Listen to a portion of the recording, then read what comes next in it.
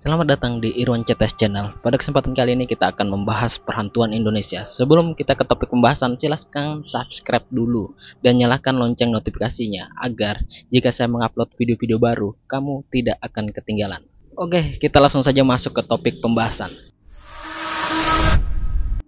Hantu adalah istilah yang digunakan untuk menyebut roh orang yang sudah meninggal atau entitas gaib lainnya yang biasa berinteraksi di dunia manusia.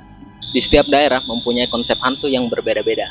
Itu tergantung dari budaya atau kepercayaan masyarakat di daerah tersebut. Namun pada umumnya, hantu itu digambarkan sebagai sosok yang menyeramkan dan menakutkan dan memiliki kemampuan supranatural. Dan karena Indonesia adalah negara kepulauan, ini membuat Indonesia mempunyai banyak jenis dan ragam hantu. Sebut saja Parakang dari Makassar, Kuyang dari Kalimantan, Suanggi dari Papua, Leak dari Bali, dan dari Jawa itu sangat banyak lagi.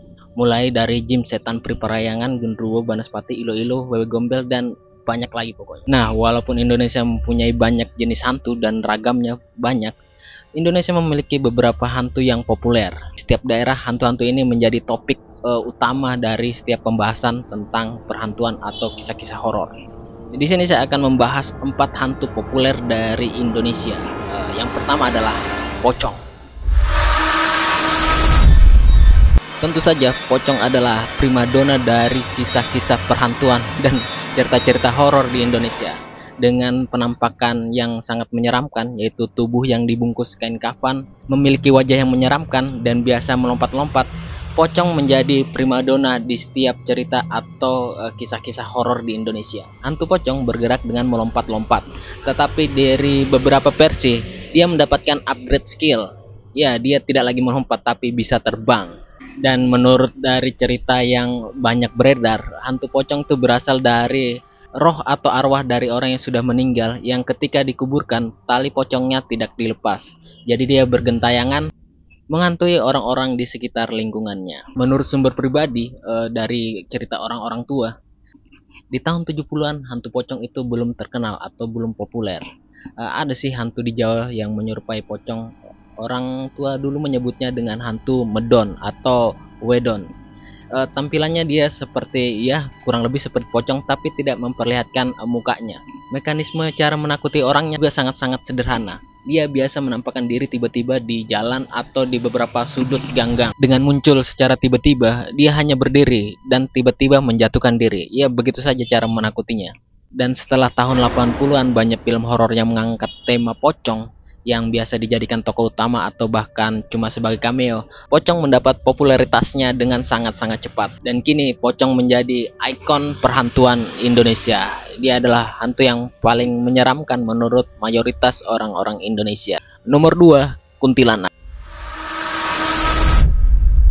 Hantu yang mengenakan daster putih, berambut panjang yang biasa di atas pohon dan punya ketawa yang ikonik menjadikan kuntilanak menjadi topik pembahasan yang paling utama di beberapa tongkrongan yang bercerita tentang kisah-kisah horor dan kisah-kisah hantu. Menurut banyak cerita, kuntilanak itu berasal dari arwah orang yang meninggal pada saat melahirkan. Konon sejarah nama kuntilanak berasal dari cerita pendirian kota Pontianak. Cerita bermula ketika Sultan pertama Pontianak yang bernama Syarif Abdurrahim dan rombongan ingin mendirikan sebuah kota di sekitar Sungai Kapuas. Pada waktu itu tempat itu masih berupa rawa-rawa dan hutan lebat. Selama menyusuri sungai untuk mencari tempat yang tepat membangun kota, rombongan Sultan sering mendapatkan gangguan dari makhluk gaib dari atas pohon sekitar sungai. Saking kesalnya, sang Sultan berusaha mengusir makhluk tersebut dengan meriam. Gegel loh, ngusir hantu pakai meriam. Respect. Dan akhirnya di tempat itulah menjadi asal mula dari kota Pontianak. Tapi ada juga versi cerita yang berbeda, yaitu kuntilanak ternyata adalah hantu impor dari Eropa. Dia terinspirasi dari kisah White Lady, hantu di Eropa yang mengenalkan daster putih. Kalau dipikir-pikir kayaknya masuk akal juga. Di tahun segitu orang-orang Indonesia kayaknya tidak ada yang mengenakan daster. Jadi kalau ada hantu yang berdaster, kemungkinan itu hantu yang berasal dari Eropa. Nomor 3, tuyul.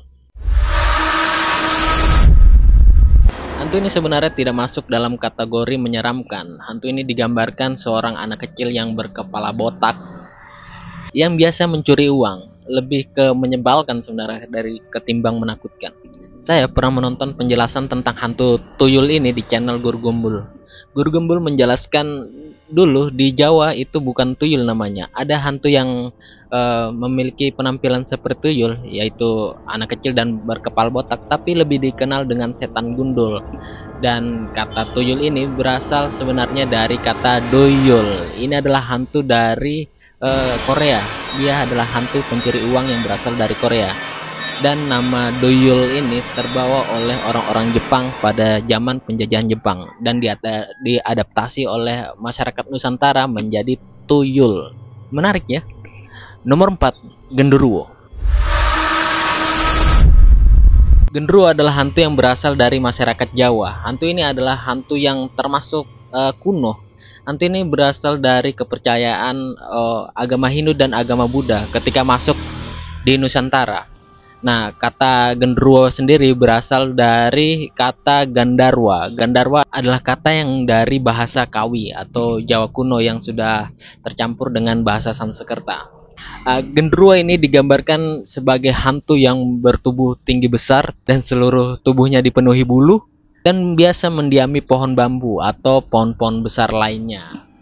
Dan genderuwo terkenal adalah hantu yang sangat jahil dan juga sangat cabul karena banyak kisah yang menceritakan di mana genderuwo berusaha menyetubuhi manusia, bahkan sudah pernah menyetubuhi manusia.